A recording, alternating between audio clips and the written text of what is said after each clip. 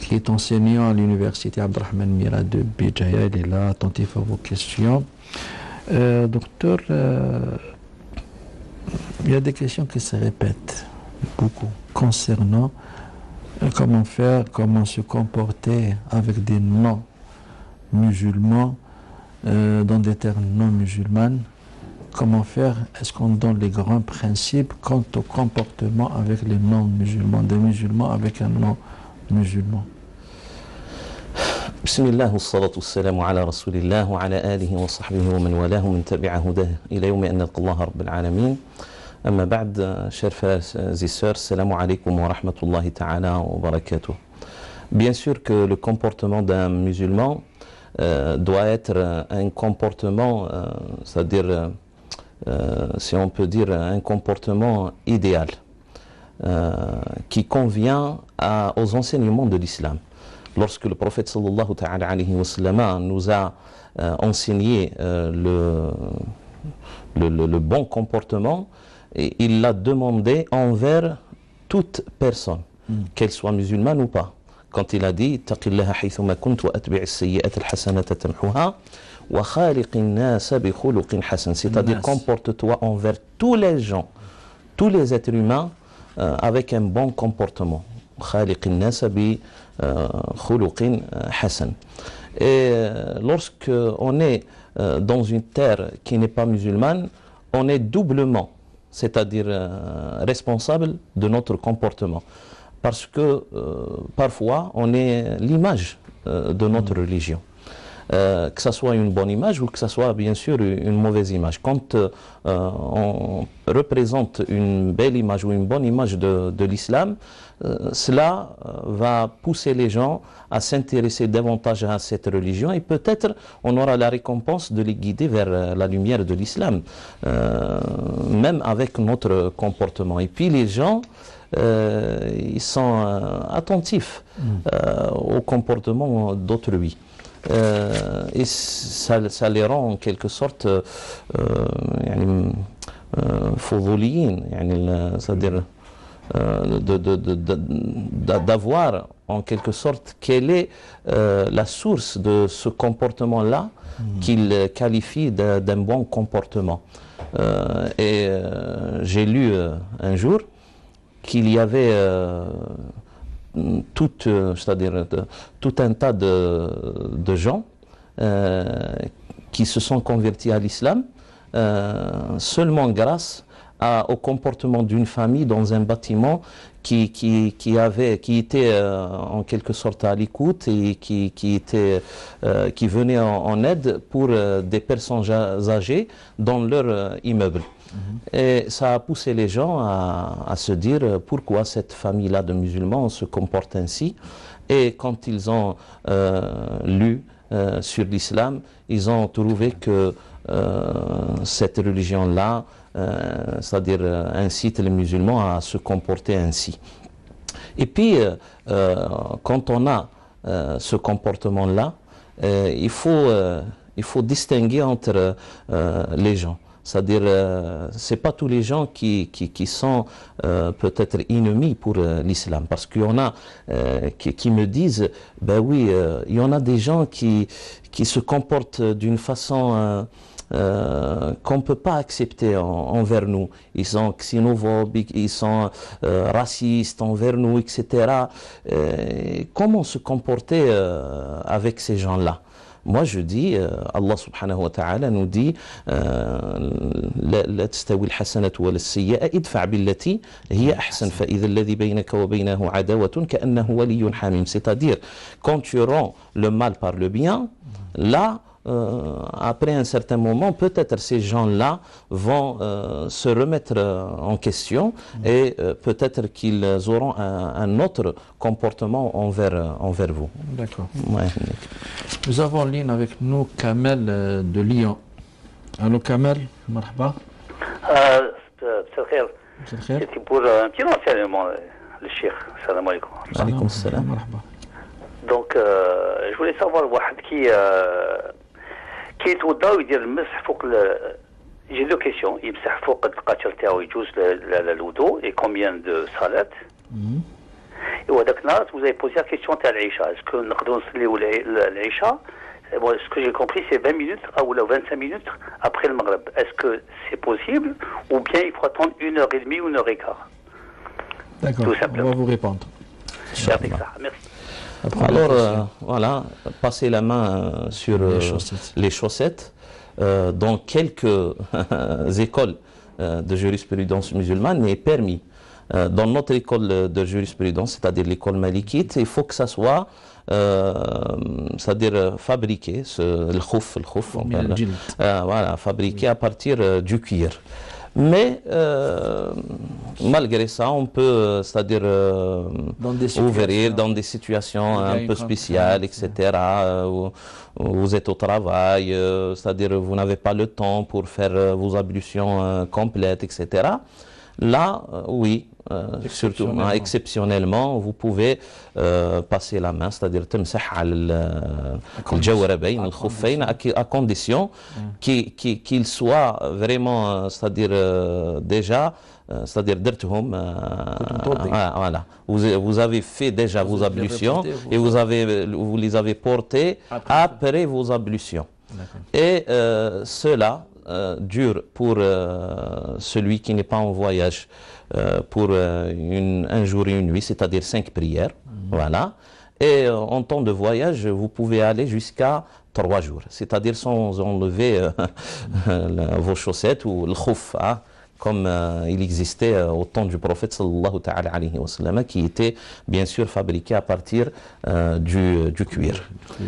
Concernant la deuxième question, la Isha, le temps de l'Isha, le temps de la salat de la nuit, commence après le dégagement de la lueur crépusculaire qui est au ciel, Shafaq al-Ahmar, juste après le coucher du soleil. Et ça dure entre 15, 20 à 25 minutes. On a déjà traité ce sujet dans une émission précédente et on a dit, on va dire 25 à 30 minutes, que ce soit en hiver, que ce soit en été, Inch'Allah, le temps de la Isha est déjà rentré. Et puis, si on accomplit notre salat au premier temps, c'est-à-dire au premier moment, après la disparition de cette lueur crépusculaire, la prière est valable.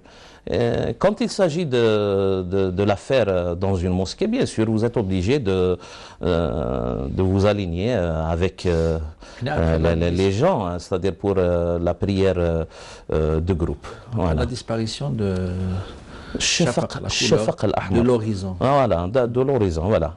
Et puis, si le ciel est dégagé, on y voit bien les premières étoiles. Voilà. Voilà. S'il n'y a pas une nécessité, etc., on peut attendre, Inch'Allah, l'appel à la prière. Docteur, nous avons Walid de Paris. Marhaba. Salam alaikum. Alaikum salam. Ma question, c'est un peu... On a honte de la poser, mais on préfère avoir honte devant les gens que devant Rabbi Subhanahu. La question, c'est qu'on a oublié de sortir Zakat al-Fitr. Pendant combien de temps Juste pour l'année dernière, pour le dernier Ramadan, là. Ah, le dernier, c'est tout. Oui. Parce que je suis venue, moi, avec les enfants. Après, le monsieur, il m'a suivi. Juste avant l'Aïd, on a complètement oublié. Donc là, qu'est-ce qu'on doit faire? Est-ce qu'on doit refaire le Ramadan complet? Est-ce qu'on va sortir? Est-ce qu'on peut la sortir ici en France ou au Bled, ou comment on va faire? Sadaqa min as-sadaqat. Merci. On va vous répondre, Inch'Allah, Inch'Allah. Alors, il n'y a pas de souci. Bien sûr, cette charité-là est toujours obligatoire. C'est-à-dire que vous devez la sortir. Tibqa qada, c'est-à-dire un remboursement. Mais elle n'aura pas le même effet de celle qui a été sortie avant la salat, avant la prière de l'Eid. Sayyidina Abdullah ibn Abbas a dit من أخرجها قبل الصلاة كانت له زكاة وطهرة من اللغو والرفث ومن أخرجها بعد الصلاة كانت له صدقة من الصدقات. C'est-à-dire, vous serez récompensé, mais elle n'aura pas le même effet, c'est-à-dire elle ne va pas purifier votre jeûne du mois de Ramadan. Pas refaire Ramadan. Non, non, non, bien sûr, là, bien sûr. C'est-à-dire que la récompense est un peu diminuée, mais ça reste que c'est une obligation et il faut s'en acquitter, il faut la rembourser. لا تسقط مع الاستغفار. Allah Inch'Allah. Et puis c'est un oubli. C'est un oubli, Inch'Allah, vous n'aurez pas en quelque sorte une mauvaise récompense, sayyi'a. Pourquoi? Parce que le prophète sallallahu ta'ala alayhi wa sallam a dit رفع عن أمتي الخطأ والنسيان وما أكره عليه. C'est-à-dire qu'Allah subhanahu wa ta'ala ne va pas écrire pour son serviteur ce qu'il a commis par erreur parce qu'il ne le savait pas. Voilà, c'est-à-dire il n'a pas eu la science complète dans ce domaine-là et puis ça l'a induit en erreur, le khata, et nisyan, ce qu'il a oublié vraiment, bien sûr, et lorsqu'il sera obligé à faire quelque chose sous contrainte. Voilà. Bon, nous avons mis là, si j'ai bien entendu le nom de France, marhaba. Allô? Allô? Oui. Oui, bonjour. Je vous téléphone pour savoir, parce que voilà, je suis française, mariée à un Algérien, reconvertie à l'islam, je suis pratiquante. Et c'est pour savoir si, mais comme mes parents sont décédés, si je peux aller les voir au cimetière. D'accord. En plus, une autre question aussi, c'est que récemment, j'ai une nièce qui est décédée, qui est française, et je ne suis pas allée à son enterrement. Parce que dans le doute, je ne sais pas si j'ai le droit d'aller à l'enterrement d'un membre de ma famille qui décède. D'accord, on va vous répondre. Docteur? Oui. Pour la première question. Bon, je vous salue ma sœur et je vous félicite pour votre conversion. Alhamdulillah. Grâce à Dieu, subhanahu wa ta'ala. Pour votre première question, bien sûr, vous pouvez rendre visite à vos parents dans leur cimetière, dans leur tombe. Le prophète sallallahu ta'ala alayhi wa sallam l'a fait pour ses parents. Et ses parents n'étaient pas musulmans en ce temps-là. On va dire qu'ils n'étaient pas musulmans. Ils sont morts avant l'avènement, avant la révélation, c'est-à-dire au prophète sallallahu alayhi wa sallam. Ça n'a pas empêché le prophète alayhi wa sallam de voyager rien que pour se rendre, voilà, au cimetière, là où sa mère a été enterrée. Ça, c'est connu par tous les savants de l'islam que le prophète alayhi salam a fait un voyage exceptionnel vers le cimetière de là où sa mère a été enterrée. Alors, c'est très loin par rapport à là. Et c'est très loin, voilà. C'est-à-dire, c'est pas un cimetière qui était à côté de chez lui, mais c'était à peu près à 400 km, je vais dire ça, à peu près à 400 km. Et il a fait ce voyage-là exceptionnellement pour ça. Pour votre deuxième question, parmi le bon comportement d'un musulman, c'est de venir en aide,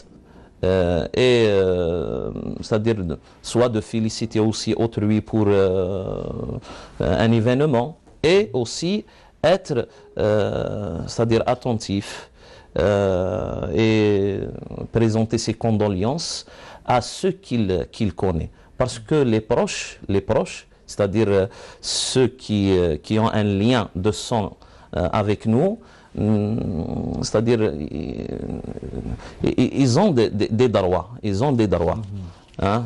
Ces droits-là sont nos devoirs.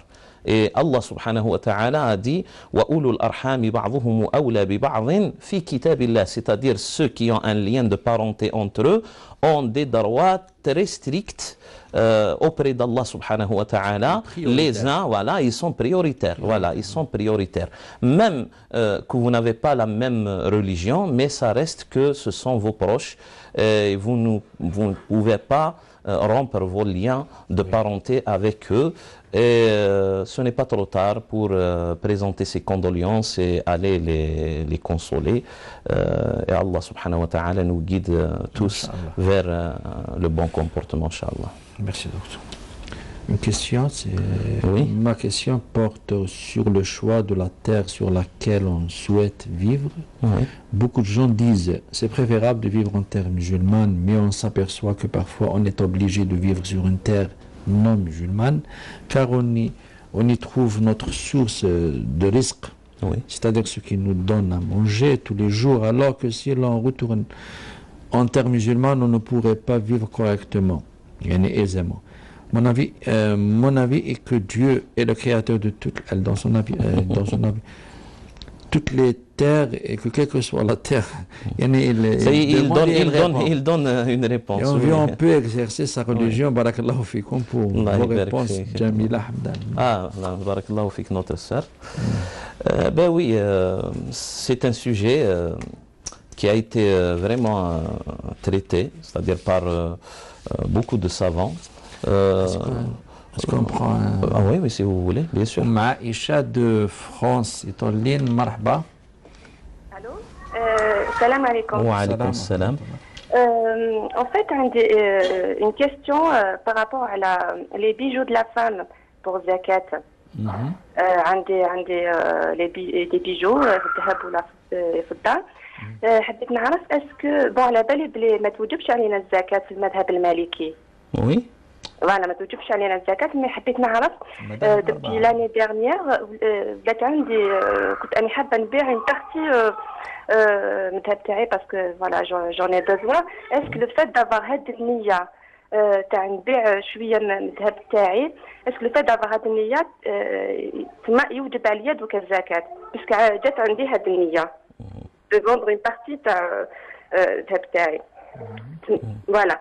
وقالوا لي ثاني قالوا لي باللي لي بيجو د لا فام اذا ما نلبسوهمش بوندون اون اني توجب علينا الزكاة باسكو فرونش دي فوا فوالا بوندون اون اني ما نلبسهمش فوالا يا با ما نروحش لي فات اي تو دونك ما نلبسهمش بوندون اون اني. دونك اسكو توجب عليا الزكاة اذا ما لبسهمش بوندون اون اني اون بلوس. فوالا. Une autre question par rapport au سروال للنساء. Est-ce que le fait de mettre des pantalons, est-ce que معناتها تشبه بالرجال؟ Voilà. C'est tout. يعطيكم الصحة. مرحبا. Donc, il y a trois volets la question. La première question, c'est Mouette. Elle a l'intention باش تبيع.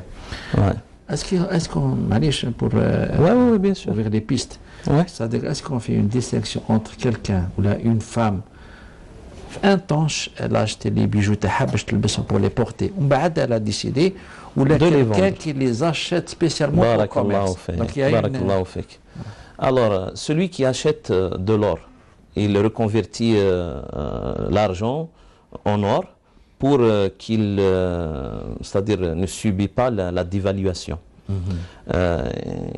C'est-à-dire, il emmagasine cet argent-là sous forme d'or, dans l'intention de ne pas, c'est-à-dire, être atteint par la dévaluation. D'accord?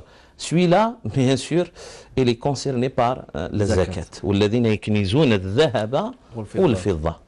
Mais la femme qui achète ou à qui on offre des bijoux d'or ou d'argent ou autre chose, dans l'intention seulement de les porter, de les mettre, etc., celle-là est dispensée de la zakat. Si la vie des 4 écoles juridiques sunnites, le hanafisme, le malikisme, le shafi'isme et le hanbalisme, unanimité, avec unanimité, je dis bien avec unanimité.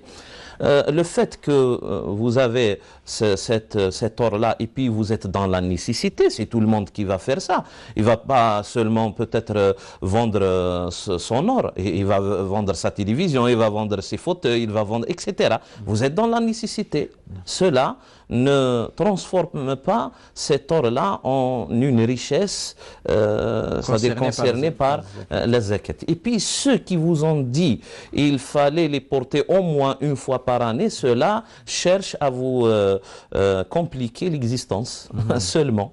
Là, il n'y a pas de texte ni dans le Coran, ni dans la tradition du prophète sallallahu alayhi wa sallam.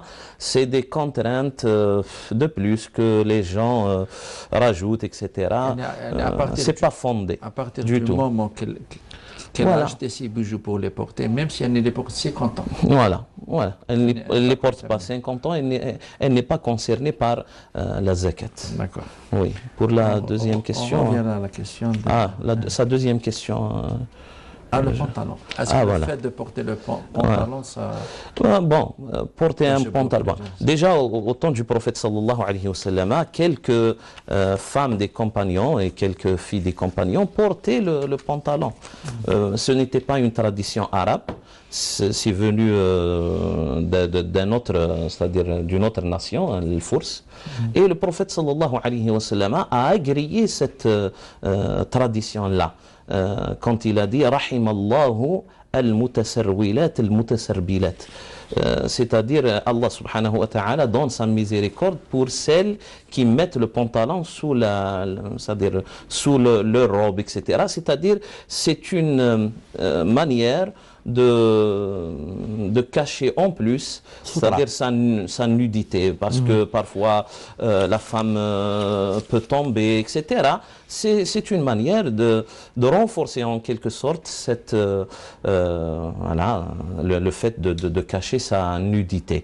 Et puis, dans toute tradition de tout peuple, de tous les peuples du monde, on a cette distinction-là entre les vêtements d'une femme et les vêtements d'un homme. C'est-à-dire, quand vous allez même au marché, il y a le vendeur qui vous dit, bon, bien sûr, c'est-à-dire, vous voyez un vêtement, vous savez directement, hein, un pantalon de femme, c'est un pantalon de femme, là, celui-là, c'est un pantalon d'homme, etc.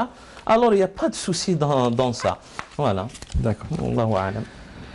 On va revenir à la question. La question, oui.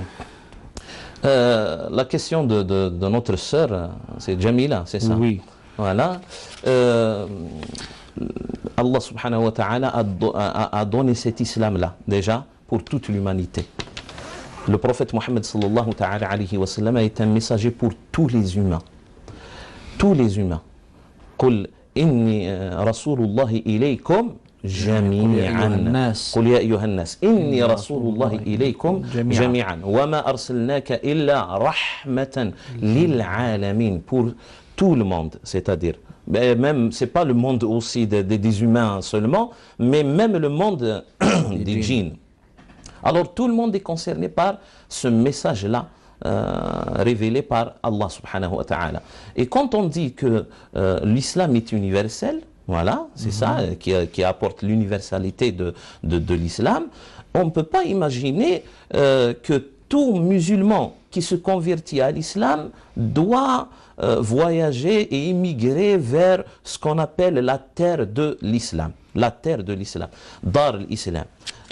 Il y a beaucoup de savants qui ont partagé le monde en terre d'islam et terre de mécréance. Dar islam, dar kufr. Et puis, par exemple, il y a eu un homme très intelligent dans l'histoire des musulmans, Abu Hanif al-Nu'man, rahimahullah, qui a partagé le monde en deux mondes, c'est-à-dire la terre entière en deux mondes. Daru salam, Daru Harb, c'est-à-dire terre de paix et terre de guerre. C'est-à-dire qu'il a été vraiment intelligent dans c'est-à-dire ce partage-là. Pourquoi? Parce que là où il y a la paix, le musulman peut vivre. Il n'est pas persécuté à cause de sa religion. Et on ne lui interdit pas l'application de sa religion. Là où il est à l'aise, il peut appliquer sa religion, surtout les 5 dogmes, bien sûr, de l'islam, sans contrainte. Les 5 piliers, voilà, les 5 piliers de l'islam, il peut les appliquer sans contrainte, voilà. C'est la terre d'Allah subhanahu wa ta'ala. Il n'a pas à s'inquiéter. D'ailleurs, je vais citer un exemple qui est très frappant dans la vie du prophète sallallahu alayhi wa sallam. La 4e année de la révélation et la 5e année de la révélation aussi, parce qu'il y avait 2 immigrations, c'est-à-dire 2 voyages effectués par les sahaba, les compagnons du prophète sallallahu alayhi wa sallam, sous prescription du prophète sallallahu alayhi wa sallam, quand il leur a dit, quand ils étaient à la Mecque, persécutés dans leur religion, hein, il leur a dit اذهبوا أو اخرجوا إلى الحبشة فإن بها ملكا لا يظلم أحد عنده, c'est-à-dire aller vers l'Abyssinie en Afrique qui n'était pas musulmane en ces temps-là, une terre chrétienne, c'est-à-dire un mélange chrétienne et païenne, voilà, mais il y avait de la paix, il y avait une certaine atmosphère où le musulman ne sera pas persécuté à cause de sa religion. Il peut demeurer musulman. Barakallahu fik. Et quand ils sont allés en Abyssinie, ils ont vécu là-bas à peu près une quinzaine, il y en a même qui ont allé jusqu'à une vingtaine d'années, même après, je cite bien là, c'est le mahal shahid, c'est-à-dire ce qui nous intéresse, c'est qu'après que le prophète sallallahu alayhi wa sallam a émigré vers Médine, les compagnons du prophète sallallahu alayhi wa sallam qui étaient en Abyssinie n'ont pas regagné Médine directement. Normalement, on devrait dire, alhamdoulilah, les musulmans, ils sont à l'aise à Médine, après l'immigration, etc.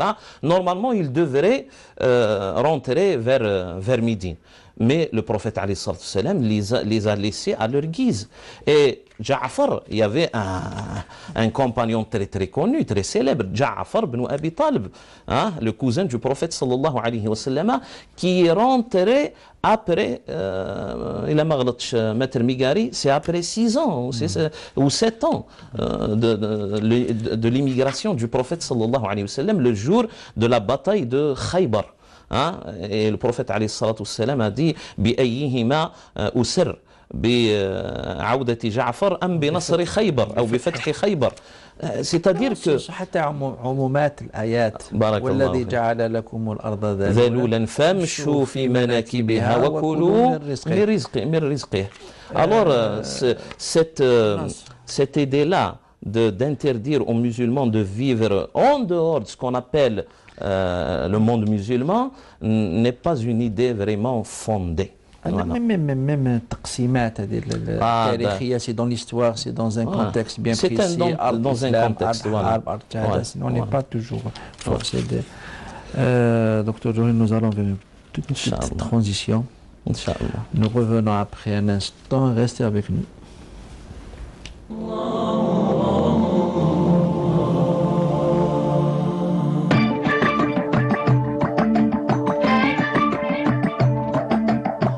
Allah the Almighty, Allahu Allah, protect me and guide me, Allahu Allah, oh, to your love and mercy, Allahu Allah, Ya Allah, don't deprive me, Allahu Allah, from beholding your beauty, Allahu Allah, oh my Lord, accept this plea, Allahu Allah. ربي جل الله الله الله ما في قلبي غير الله الله الله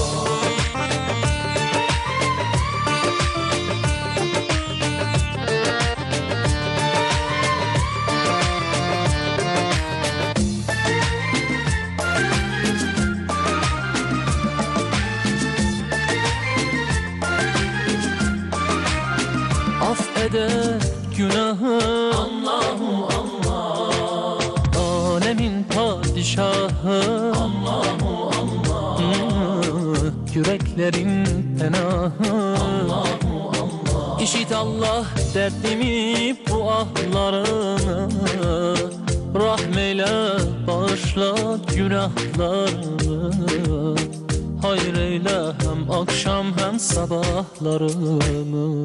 Hasbi Rabbi Cennet Allahu Allah,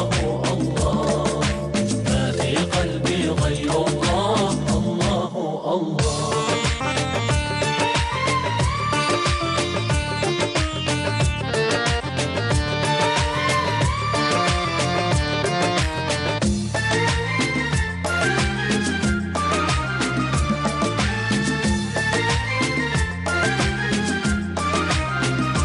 तन्हा कौन है अल्लाहु अल्लाह, बादशाह वो कौन है अल्लाहु अल्लाह, मेहरबा वो कौन कौन है अल्लाह अल्लाह क्या ऊंची शान है अल्लाह अल्लाह उसकी सब निशान है अल्लाह अल्लाह सब दिलों की जान है अल्लाह अल्लाह हस्बी रब्बी जल्लल्लाह अल्लाह अल्लाह मा फी क़ल्बी ग़ैरुल्लाह अल्लाह अल्लाह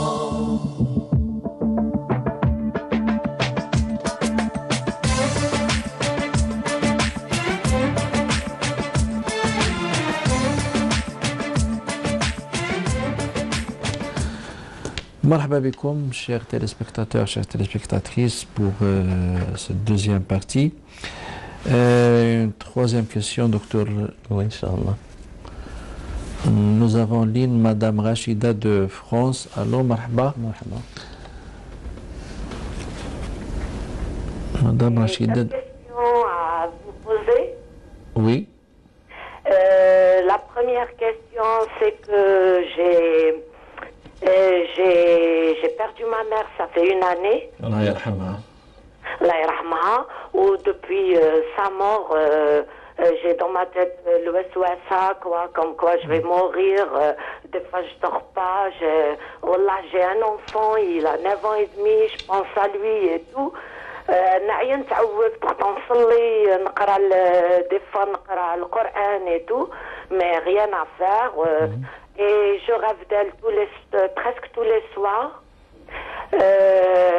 Et en plus, bon, j'ai une deuxième question que j'ai. On est 4 sœurs et bon, moi je m'entends avec toutes les sœurs, mais les autres elles s'entendent pas entre elles depuis le décès de ma mère. Wallah, elles s'entendent plus et je me sens comme si je suis hypocrite parce que l'autre je lui dis oui, l'autre je lui dis oui pour ne pas faire des problèmes. Et si je dis que vous avez tort, j'ai peur qu'elle me parle plus parce que je suis la plus jeune et tout, ma'al ghorba et tout, parce que je tiens toujours ma mère, Allah yarhamha, rabbatna ahsan tarbiya, Allah yarhamha. Et je ne sais pas comment elles sont devenues comme ça et tout. La troisième question, c'est que plutôt mon mari fait pas la prière. ونظل معاه fait la prière et يقول لي Inch'Allah, mais il sait pas réciter, il sait pas parler l'arabe, et ça me dérange, quoi. Ça me dérange vraiment. Et la quatrième question, j'ai oublié de le dire pour celle qui m'avait décroché. Et du coup, ma mère, elle m'avait prêté de l'argent en décembre avant qu'elle décède, parce qu'elle est décédée au mois de mars 2004. Allah yarhamha. Elle m'a passé 10 000 dinars. Bon, j'ai demandé à mes sœurs de leur donner, de les partager, mais c'est m'houlé, mais moi, dans ma tête, ça me travaille la tête. Alors, et je ne sais pas qu'est-ce que je dois faire, et surtout pour ma sœur Rachida, barakallahu fik. Ouais, vous avez des frères ou seulement des sœurs? Non, que des sœurs. On avait un frère, il est décédé par accident, là. On va vous répondre, madame. D'accord, merci beaucoup. Yatik saha, jazakallah khayran. Je vous en prie. La première, c'est l'ouswassa. Bon, c'est avec la véritable science dans ce domaine-là qu'on peut éloigner ces illusions-là. Si on a la certitude que chacun a son destin, alors les destins des humains, c'est-à-dire... Mais j'ai l'impression qu'on perçoit mal la mort. Voilà, barakallahu fik. Qu'est-ce que la mort? On n'a pas vraiment la mort, elle est là, elle nous attend. On ne peut pas vivre éternellement sur terre. Oui. C'est quelque chose qu'Allah subhanahu wa ta'ala nous a caché pour, c'est-à-dire, on va dire, c'est-à-dire œuvrer dans le bien, pour être toujours apte à mourir à n'importe quel jour. Et qu'on s'acquitte de tous les devoirs qu'on en a. Et le jour où on va mourir, voilà, ne sera pas éloigné pour telle ou telle raison. أي يومين من الموت أفر يوم لا يقدر أم يوم قدر يوم لا يقدر لا أرهب هو من المقدور لا ينجو الحذر comme a dit Sidna Ali radiyallahu anhu arda. C'est-à-dire que on ne peut pas échapper à la mort, on ne peut jamais échapper à la mort. À quoi bon alors de souffrir en attendant cette mort-là, c'est-à-dire de mourir avant de mourir. Voilà. Essayez de vivre et c'est Allah Azza wa Jalla qui va choisir et qui a choisi déjà bien sûr le jour et l'heure de votre mort. Et puis vous n'allez pas échapper à cette mort-là. Alors il faut se mettre dans la tête que la mort, oui, on y pense, mais on y pense dans le bon sens, c'est-à-dire pour œuvrer dans les bonnes œuvres. Voilà. Si vous permettez, je vous une parenthèse. L'existence de l'homme, c'est une succession de transitions. Le Messie, c'est le Messie. Le Coran, في سورة مريم. Salam alayya yawma wulidtu. C'est la première transition. Min ar-Rahim, la dunya. Vers le monde. Il pleure parce qu'il ne veut pas quitter الرحم. Voilà, c'est ça. بعد يشوف اللي الدنيا أرحب من الرحم. السلام علي يوم ولدت, c'est la première transition. ويوم أموت. Voilà. من الدنيا البرزخ. On a cette ويوم أبعث حيا, c'est la troisième transition. Et on y passera tous. C'est-à-dire on y passera tous. Mais je crois aussi que peut-être que vous avez peut-être, oui, c'est-à-dire un certain problème biologique, peut-être issu à un problème dans la thyroïde ou le grand intestin, voilà, organique, et aller faire un diagnostic sur ça, parce que parfois aussi, ceux qui ont des troubles comme ça psychiques, leur cause est organique. Là, c'est un autre volet, c'est-à-dire de ma réponse. Hein. La deuxième question, si je me souviens, Inch'Allah,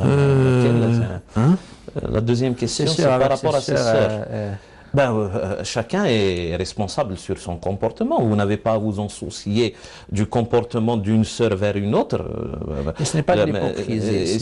Ce n'est pas de l'hypocrisie, ça. C'est-à-dire, quand vous allez auprès d'Allah subhanahu wa ta'ala, chacun est interrogé sur ses actes, non pas sur les actes des autres. Si vous pouvez bien sûr les réconcilier, faites-le. Voilà. Hein? Non ménagez pas vos efforts pour les réconcilier, mais si vous ne pouvez pas les réconcilier, vous n'êtes plus responsable, c'est-à-dire par rapport à ça. Et pour son mari? Pour son mari qui ne prie pas, eh ben, votre devoir c'est de le conseiller, toujours le conseiller et lui redemander ça, etc.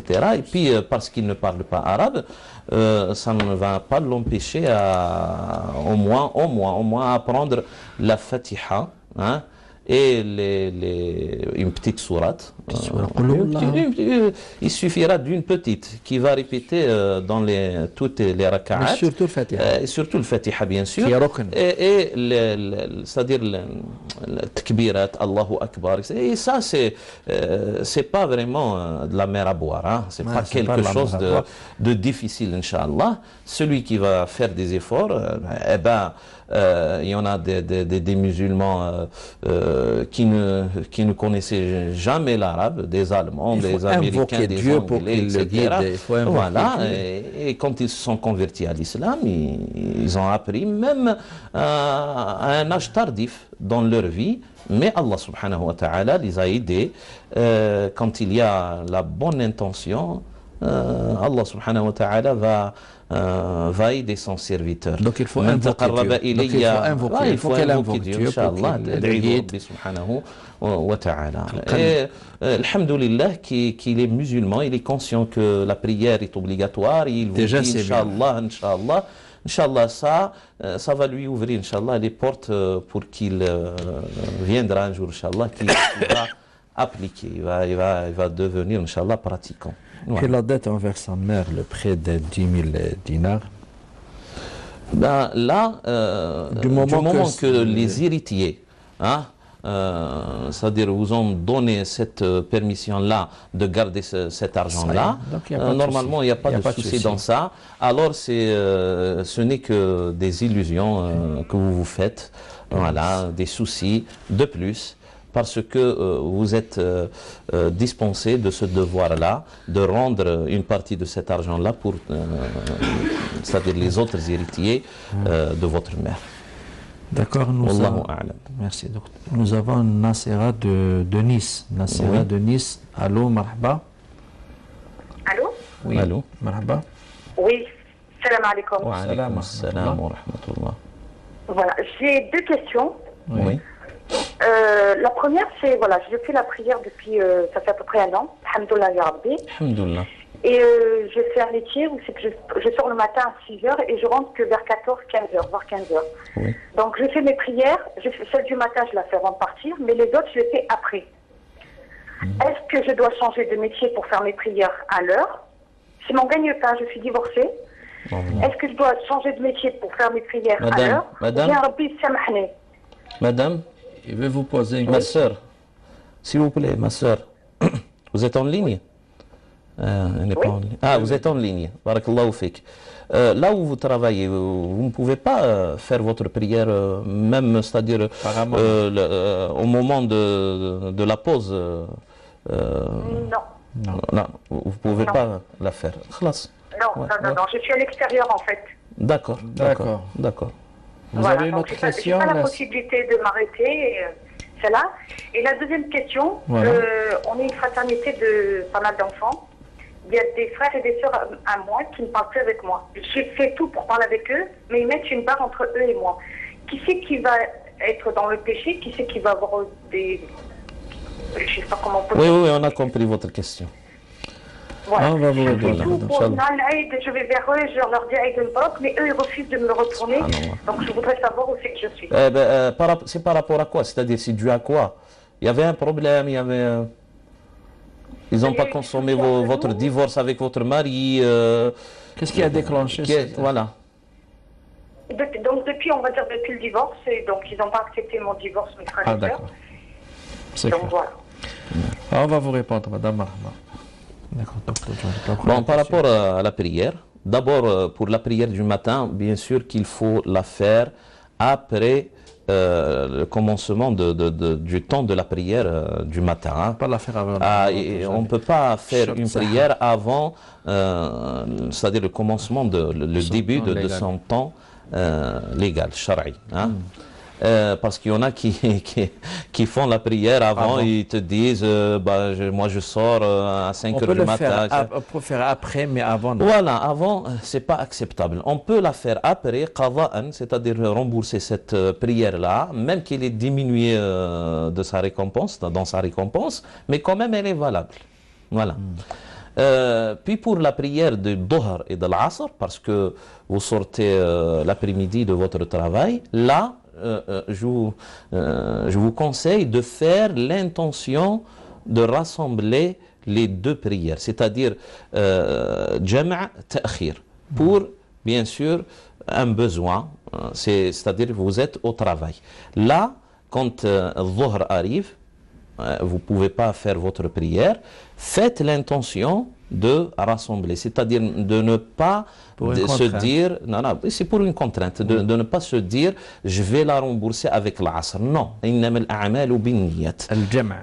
vous faites l'intention de rassembler ces prières-là. Et le jama' est permis. Voilà. Et avec cette intention-là, vous aurez la récompense d'accomplissement de la prière en son temps. Non pas en étant remboursé. يعني تكتب لك أداء وليس قضاء. يعني يكتب الأجر تاعها بإذن الله أداء وليس قضاء. Et pour la deuxième question? Pour la deuxième question, du moment que c'est-à-dire vous essayez de renouer les liens avec vos frères et sœurs, là, vous n'avez pas à vous en soucier. Voilà. Et je vous conseille de continuer, voilà, jusqu'à ce que Allah subhanahu wa ta'ala guide leur cœur à effacer ce malentendu qui est entre vous. Et Allah subhanahu wa ta'ala a dit وَمَنْ أَحْسَنُ مِنَ اللَّهِ قَوْلًا مِمَّنْ دَعَا إِلَى اللَّهِ وَعَمِلَ صَالِحًا وَقَالَ إِنَّنِي مِنَ الْمُسْلِمِينَ وَلَا تَسْتَوِي الْحَسَنَةُ وَلَا السَّيِّئَةُ ادْفَعْ بالتي هي أحسن. فإذا الذي بينك وبينه عداوة كأنه ولي حميم وما يلقاها إلا الذين صبروا وما يلقاها إلا ذو حظ عظيم. C'est-à-dire ceux qui peuvent faire cet acte-là, c'est-à-dire de rendre le mal par le bien, ce sont les endurants, ceux qui ont de l'endurance, hein, sabrin, et ceux qui ont de la piété. Al-Hadh al-Azim, c'est la piété. Et vos efforts seront récompensés. Inch'Allah. Voilà. Nous avons en ligne Madame Taous de Paris. Madame Taous, marhaba. Jusqu'à l'âge de 25 ans. Allô? On n'a pas entendu la... Allô, oui. Oui, salam alaikum. Donc, أنا كنت عايشة في الجزائر. جيت en France à partir à l'âge de 25 ans. تزوجت مع راجل il est pas du tout pratiquant. Bon, أنا j'essaye malgré نصلي نخليها parce que à chaque fois نصلي je me dis peut-être c'est الشيطان يشراو لي مشاكل وما نقول peut-être voilà وشنو هذا peut-être ربي يقول لي des choses voilà. نطلب هكذا شاك فوا جندي لازم نصلي ما نخليهاش نخليها من بعد نعاود نولي ما نخليها جو سيك طريق الصلاة ماشي مليح لكن نسيي نقرا نية تاعي فريمون صافية مي Quelle est votre question, ma sœur? Ma question, qu'est-ce que je dois faire باش نكون vraiment sérieuse في الصلاة ou une autre question عندي بابا اللي توفى au mois de février خاوتي قالوا لنا باباكم ما ندير لكم والو جي جامي دوموندي الحق جي جامي دوموندي قالوا لنا بابا دار une donation دار الدراري البنات ما يديروا والو. Il a fait une donation en étant vivant de tous ses biens. tout. هو كان مريض مون بير قسم كلش. اسمحي لي اختي الله يبارك فيك. اسمعي لي قسم كل شيء دراهم الديار الارض مثلا كامل كل شيء عطاهم للدراري وما عطاش وما مدش للبنات. وبابا كي قسم كان مريض الى انا كنت نقول الزهايمر il était malade d'une maladie. il oubliait beaucoup. Ah d'accord. Donc وخاوتي vous avez des preuves sur ça? Et j'ai des preuves, j'ai كلش مي des témoins qu'il était malade, c'est-à-dire il oubliait, il n'était pas dans ses pleines facultés mentales. Non, oui, tout à fait. Moi, أنا هدرت مع النوتير قال لي لا بابا كان conscient. دوك الله يعلم. Qui décide de son état? شكون يقول؟ Les preuves قلت les preuves. لازم les preuves. القضاء c'est الملموس, c'est le concret. Oui, ma sœur. واش ندير المونتير باش أنا جون مات نبكي عليه تو سا مي ان ميم طون راني شويه زعفانه عليه باسكو دي فوا راجل نحس بلي يحقرني يقول لي وين تروحي دوكا. وي جو كومبرون وي هذا ما كان جون باش نقول بلي مون بيغ مانيش حابه نزعف عليه باش يروح لي هذاك زعافيتو. فوالا ان شاء الله يبيض ربي قلبك. امين يا رب. امين ان شاء الله يا ربي. شكرا يا ربي يرحمك. الله يسلمك. اسكو باش نكون فريمون باسكو avec كي تكون dans un monde ماشي انا ولادي نعلم لهم نقول لهم القران نقول لهم فوالا مي سي با توجور فاسيل d'un seul côté mais c'est pas toujours facile. واش لازم ندير باش نكون فريمون او توب ان شاء الله. ان شاء الله. Voilà. Barakallahu fik. Merci beaucoup.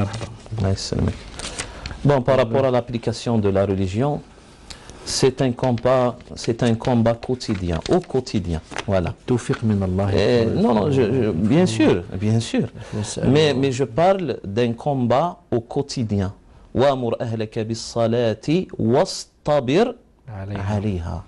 Parce qu'il y a l'endurance pour affronter les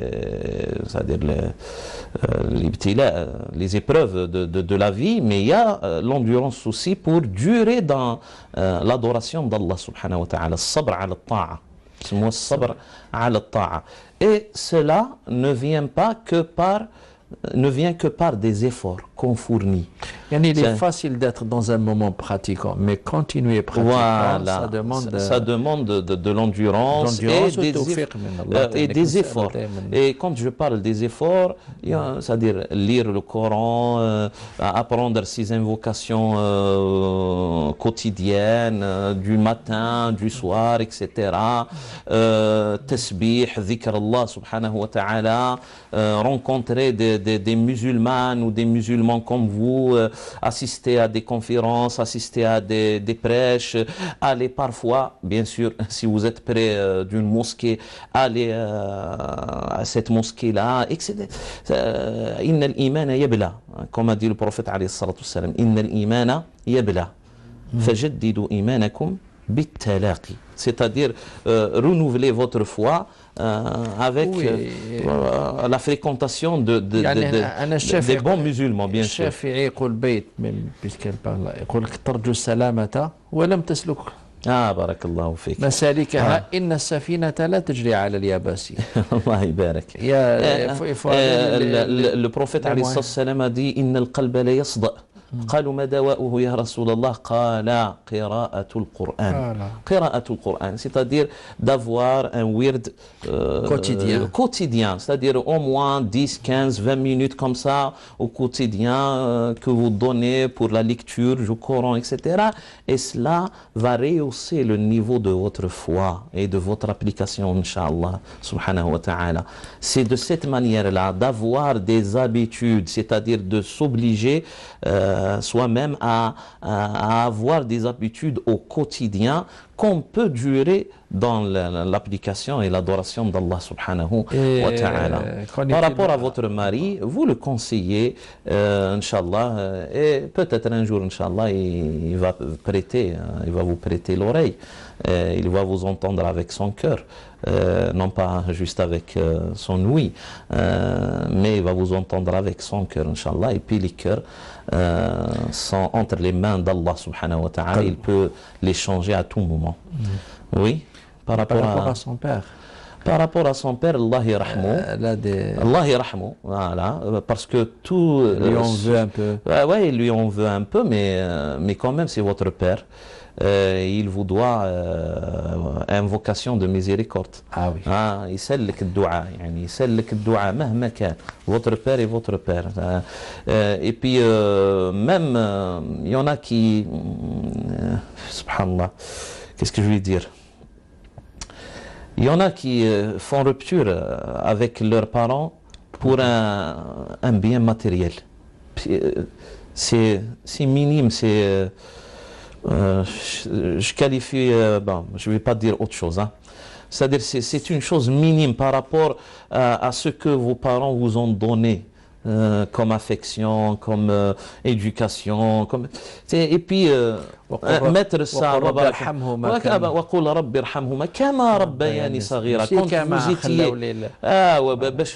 parce que non كما ربياني صغيرا.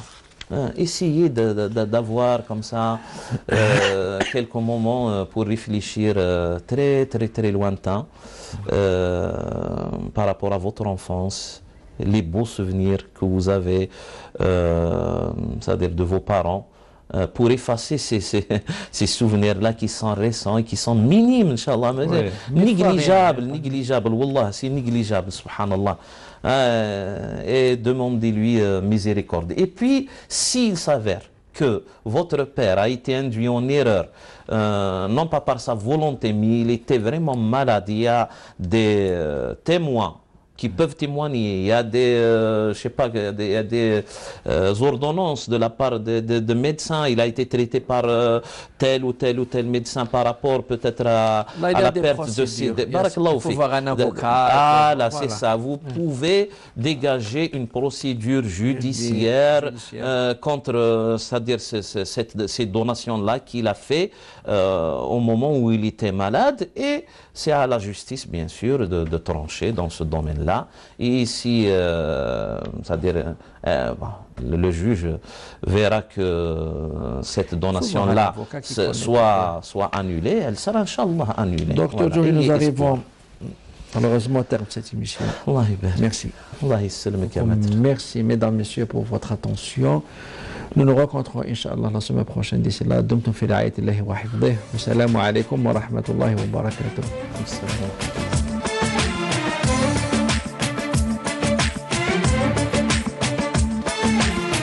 يا رب